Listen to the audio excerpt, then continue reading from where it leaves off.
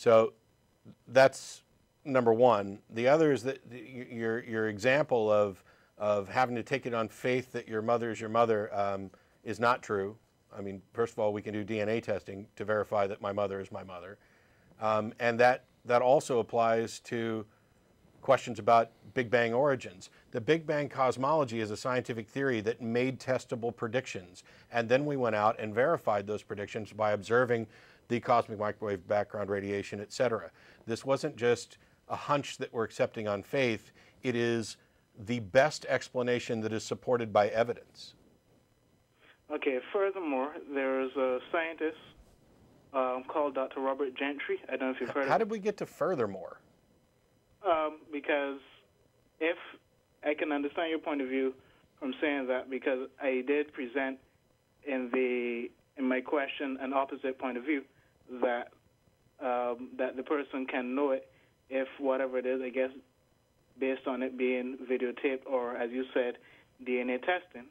So I'm confused, though, because you presented some things, I responded to them, and then without acknowledging whether you agreed with my response or not, you just said furthermore and wanted to move on.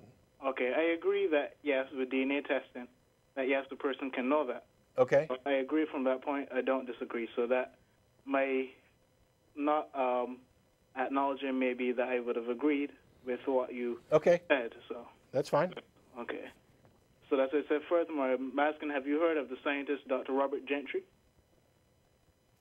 That name's not familiar. Okay, he's a theist scientist who, throughout the 70s and 80s, was able to look at the introduction of polonium halos and their ability to, or their responsibility for the existence of granite. And he was able to look at their half-life, which was about, I believe, 3.5 minutes. Oh. And it was extremely short.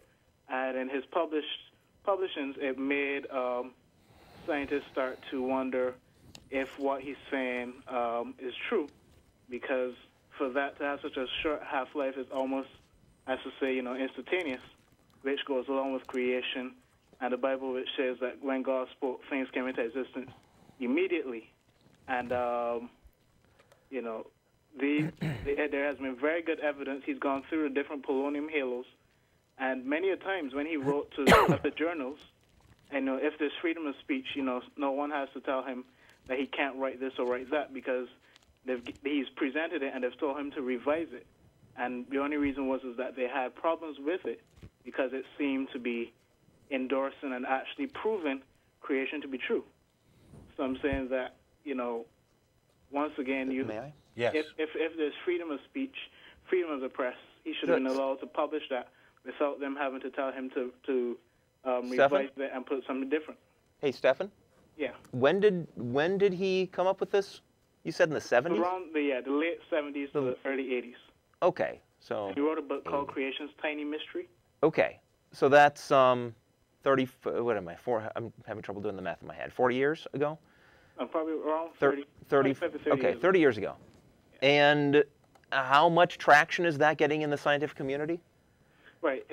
Actually, it's been published for quite a number of years. Yeah. And there has been a push by creationists to be able to, based on this evidence and other evidence from... No, but but hold on. The point of...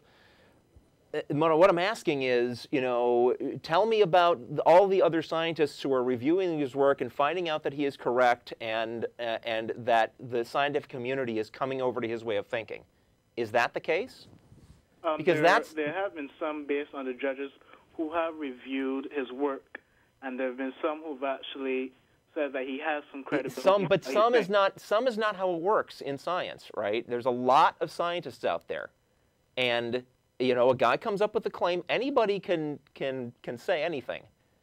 The question is, after 30 years, is this guy's claim making, is it taking over the scientific worldview? Is it? It's not taken over because the majority of the world doesn't believe in scientific evidence for creation. So you're saying that there's this guy who has got a claim, he made it 30 years ago, and the only reason it hasn't been accepted by the rest of the scientific community is because they are prejudiced. Yes, Okay. Okay, well, If you actually go, for example, to talk origins, as I just did, because this was ringing a bell, not his name, but what you actually talked about, there's an extremely thorough debunking. It goes point by point to the fact that his model violates general relativity. His NRI model can reproduce observed features of the universe only by adjusting parameters in the model by hand. They list each of the actual flaws in these, and flaws for which evidently Gentry and his supporters don't have a response to. So I'm not an expert in this thing, and it doesn't really matter to me that some, as Jeff was pointing out, that some scientist has come up with a theory, for example, that some other scientists happen to agree with. I'm only going to accept something when the preponderance of evidence says so. When you claim that this is being refused because scientists have some conspiracy bias against something that would disconfirm creation, first of all, I don't believe that that's remotely true. But second of all, the reason that I don't think it's remotely true is that his theory does not confirm biblical creation or any other creation. It is just a different model of the universe. There is nothing that says, let's assume, for example, that his model was actually correct. You cannot draw a line from his model being correct to therefore what the Bible has to say about creation is necessarily correct, and therefore there is a God. Finding something that is consistent with a biblical creation account does not prove that that's what actually happened. And in this case, his model is wrong. yeah. Now, and one more thing, Stefan, I mean, you can say that the only reason that that the scientific community has not accepted this guy's views is because they're all part of a conspiracy to not accept it. But you know what else you can say? You can say that the only reason that this guy and his supporters proposed their views in the first place is because they're part of a conspiracy to get their views accepted. Either side can play that game. Let's not play that game. Let's look at the evidence, and that's what scientists do. That's their job, is to look at the evidence and see if it supports a theory or not. Right. I mean, anthropology is a science as well,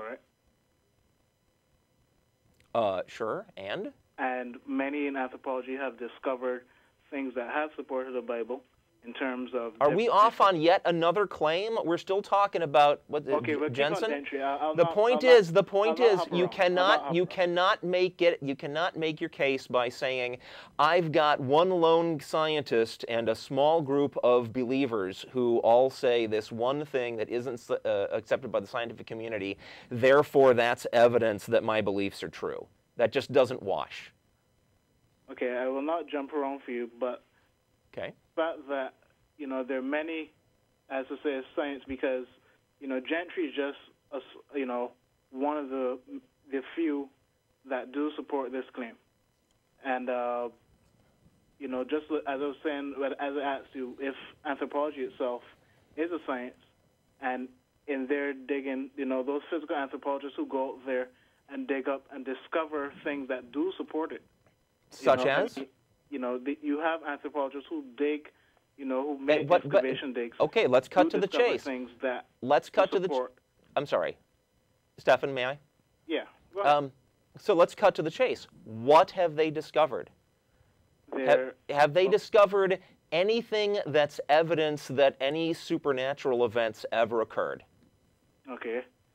There has been even fossils themselves of men who have been over the height suggested by evolutionists, because evolutionists have said that we have developed and grown up from a smaller form to being bigger than we are now, and there have been bones of a man who feet tall. Wow. There's individual variation even to people now. This is just assuming, without even looking at any of the references, this is just assuming that what you're saying is true. There's height variations among modern-day humans now. the fact that you could, even if what you're saying is true, the existence of a fossil that is larger or smaller than expected is not proof of anything supernatural. Does this fossil have like attachments for wings or something? No, it's I mean, just what are you claiming that it is?